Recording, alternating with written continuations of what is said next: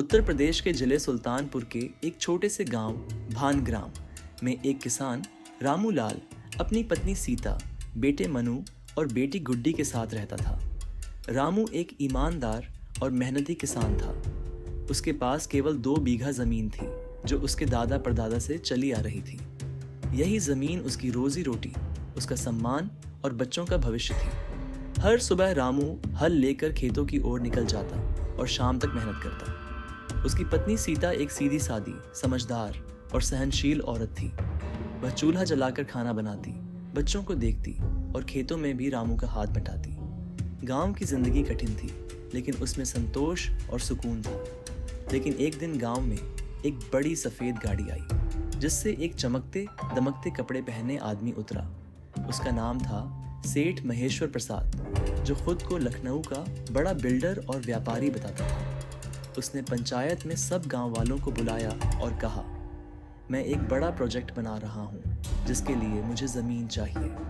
जो भी मुझे अपनी ज़मीन देगा, मैं उसे 2 गुना पैसा दूंगा। इतना पैसा कि 7 पीढ़ियाँ आराम से खा सके। गांव वाले चौंक गए। कुछ लोग तुरंत लालच में आ गए और हामी भर दी। कुछ सोच में पड़ गए। रामू भी असमंजस में था। कुछ दिनों में उसने देखा कि जिन लोगों ने ज़मीन बेची थी वो अब मोटरसाइकिल चला रहे हैं, बच्चों को प्राइवेट स्कूल में पढ़ा रहे हैं, पक्के मकान बनवा रहे हैं। रामू के मन में भी लालच घर करने लगा। एक रात उसने सीता से कहा, सुनो, अगर हम ज़मीन बेच दें तो बहुत पैसा मिलेगा। शहर में घर खरीद लेंगे, बच्चों को अच्छे स्कूल में भेजेंगे, ज़िंदगी बदल जाएगी। सीता ने शांत से जवाब दिया, ये ज़मीन सिर्फ मिट्टी नहीं है, ये हमारे बुजुर्गों की निशानी है। इसे बेचकर हम अपनी जड़ें खो देंगे। शहर में हम किसी को नहीं जानते, न वहाँ कोई हमें जानता है। लेकिन रामू के मन पर लालच का पर्दा पड़ चुका था। अगले ही दिन वह सेठ महेश्वर प्रसाद से मिला और अपनी ज़मीन बेच दी। उसे ढेर सारे पैसे मिले। उसने नई नई चीज़ें खरीदी, बच्चों के लिए कपड़े, मोबाइल फ़ोन, सीता के लिए सोने की बालियाँ और ख़ुद के लिए नई घड़ी।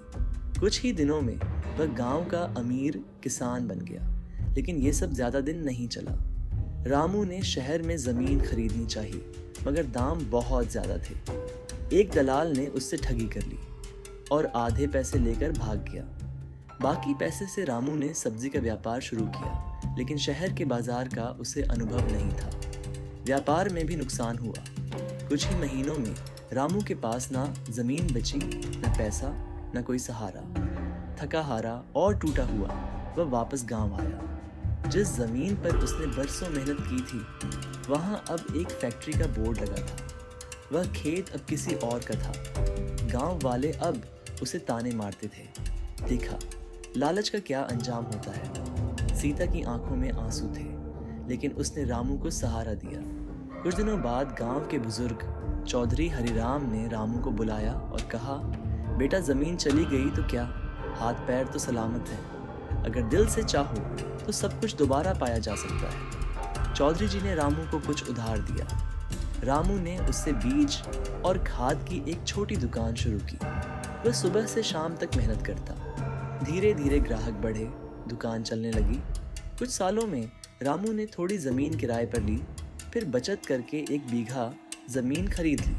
वह फिर से एक मेहनती किसान बन गया, अब ज़्यादा समझदार, ज़्यादा संतुलित। रामू अब अपने बेटे मनु को एक बात हमेशा समझाता, बेटा, ज़मीन सिर्फ मिट्टी नहीं होती, ये मेहनत और वफा की मिसाल होती है। जो चीज़ें समय, धैर्य और परिश्रम से मिलती हैं, वही सबसे टिकाऊ होती हैं। लालच का रास्ता तेज़ लगता है, लेकिन आखिर में गिरा ही देता है। सीख, लालच इंसान को आंखों में सपना दिखाकर अंधेरे में गिरा देता है।